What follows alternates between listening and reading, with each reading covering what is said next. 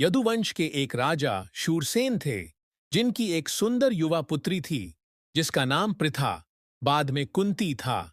एक ऋषि, वैदिक विद्वान और दृष्टा, जिनका नाम दुर्वासा था, राजा के पास एक लंबी अवधि तक रहने आए और उन्हें महल में मेहमान के रूप में रखा गया था। शूरसेन ने पृथा से कहा कि वह दुर्वासा के ठहरने को आरामदायक बनाए।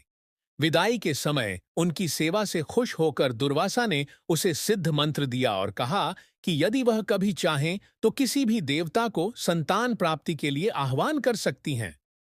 किशोरी प्रथा उत्सुक हो गई और एक सुबह जब सूर्य निकला तो उसने मंत्र का प्रयोग किया, जिससे वह किसी भी दिव्य देवता को आह्वान कर सकती थी ताकि उसे पुत्र प्राप्त हो।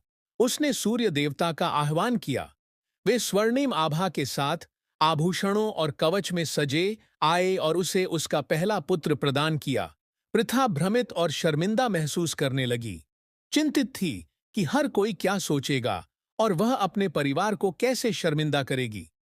उस समय की वैदिक सभ्यता के अनुसार अगर कोई लड़की विवाह से पहले बच्चे को जन्म देती थी तो उसकी विवाह की संभावना कम हो जाती थी।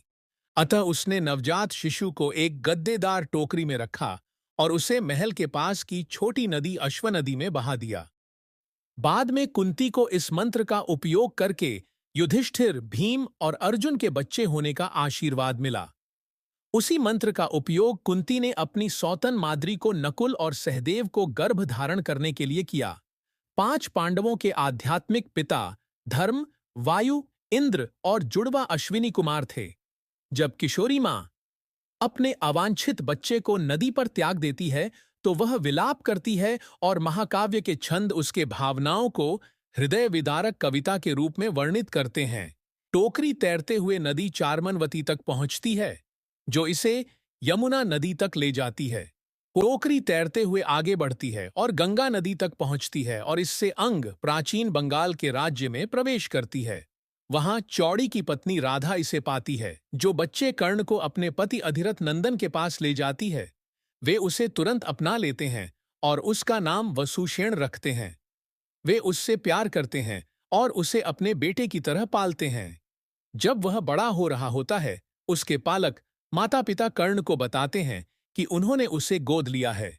इस जानकारी का कर्ण पर गहरा प्रभाव पड़ता है। वह शर्मिंदा महसूस करता है कि उसे छोड़ दिया गया था। कर्ण हस्तिनापुर में स्कूल जाता है, जहां वह द्रोण और कृपाचार्य से युद्ध कला की शिक्षा लेते हैं। जब द्रोण उसे ब्रह्मास्त्र हथियार का ज्ञान देने से मना कर देते हैं तो कर्ण खुद को ब्राह्मण के रूप में छुपा लेते हैं और विष्णु के अवतार परशुराम के शिष्य बन जाते हैं। परशुराम जब कर्ण की धोखाधड़ी जानते हैं तो उसे श्राप देते हैं कि महत्वपूर्ण क्षण में जब वह अपने दुश्मन के खिलाफ इसका प्रयोग करना चाहेगा, वह ब्रह्मास्त्र के रहस्य को भूल जाएगा।